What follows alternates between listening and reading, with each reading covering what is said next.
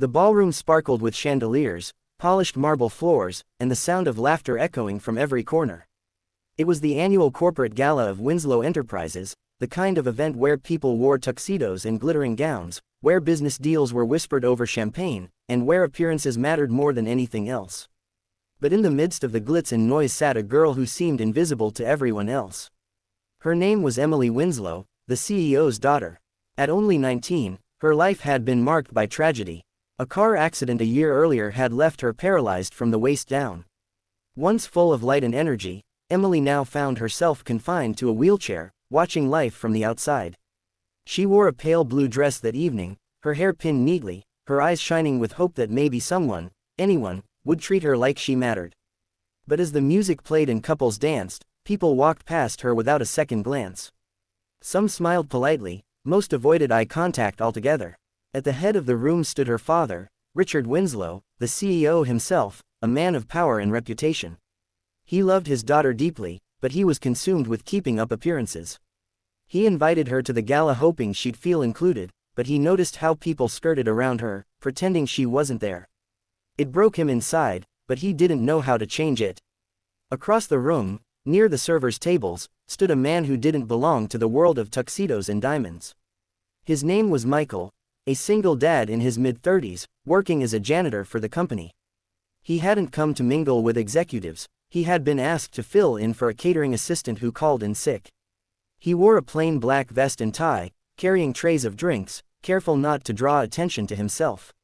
But as Michael moved through the crowd, his eyes caught Emily's. For a moment, he saw not a girl in a wheelchair, not the CEO's daughter, but simply someone who looked heartbreakingly alone. He recognized that loneliness because he had lived it himself. After his wife passed away 3 years ago, raising his little daughter Lily had been a struggle. Nights were long, money was short, and he often wondered if life would ever feel full again. Something stirred in him. He watched as Emily's eyes followed the dancers on the floor. Her lips curved faintly when the music swelled, but no one invited her. Not even once. Setting his tray aside, Michael walked slowly toward her. His heart pounded. After all, who was he to approach the CEO's daughter? But something stronger than fear urged him on. He stopped just in front of her chair, smiled gently, and asked, "Excuse me, would you do me the honor of being my date for this dance?"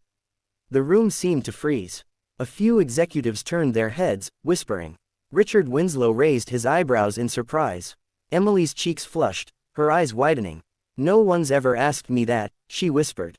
Michael knelt down so he was at her level. "Well, then maybe tonight should be the first time." Emily's trembling hand slipped into his. And in that moment, Michael didn't see the wheelchair. He saw a young woman who deserved to feel beautiful, to feel wanted, to feel alive. He wheeled her gently onto the dance floor. The music softened to a slow melody.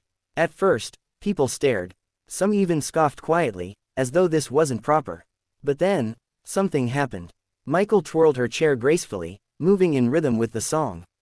He laughed with her, guided her hands as though she were leading him, and for the first time in a long time, Emily laughed, really laughed. The entire ballroom grew quiet, watching them. Some with surprise, some with tears in their eyes.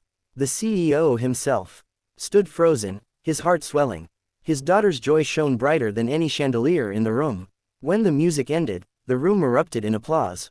Emily blushed, overwhelmed, and Michael bowed playfully, as though she were the belle of the ball, which, in that moment, she truly was. Richard Winslow walked up, placing a firm hand on Michael's shoulder.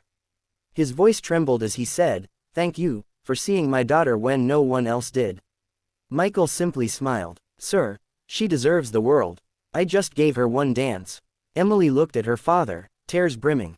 "Dad, for the first time since the accident, I felt normal. I felt like me again."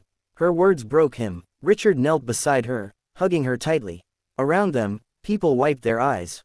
In a room full of wealth and power, the richest thing anyone had witnessed that night was kindness.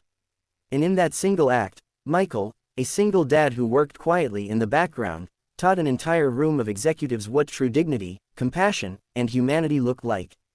As the night ended, Emily whispered to Michael, "You'll never know how much this meant." But he did, because kindness has a way of changing not only the one who receives it, but also the one who gives it. Sometimes the most powerful moments in life happen not in boardrooms or under chandeliers, but in the quiet courage to look at someone overlooked and say, "I see you." And if this story touched your heart, if it reminded you of the power of kindness, don't forget to like, share, and subscribe, because more stories like this are waiting for you here, stories that restore faith in humanity.